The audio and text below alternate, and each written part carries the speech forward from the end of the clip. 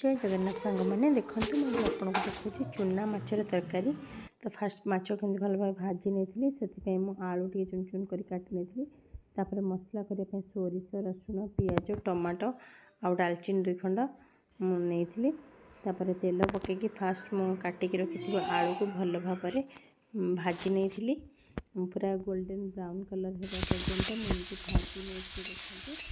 देखते golden brown colour हो गलानी काढ़ी नहीं आउ थे मुझे तेल पकईली तेल पकई सारिकी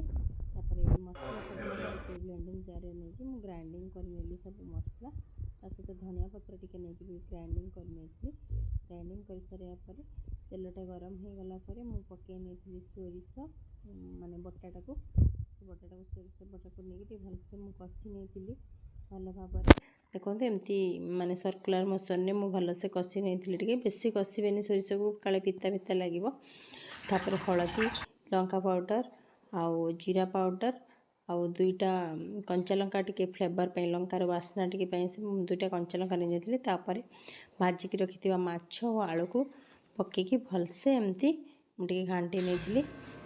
सारी देखो पूरा बढ़िया से पूरा मिक्स हो गला तापर मुझे पानी दे नहीं पानी दे देला देखो तापर लुण मुझे स्वाद अनुसार पकई नेली तापर देखो तार कलर केते सुंदर आसीगला। तो आपण मानक चूना माछ तरकारी भल लगे कि नहीं निहाती कमेंट करेंगे। आशा करें मोर रेसिपी निहाती भल लगे।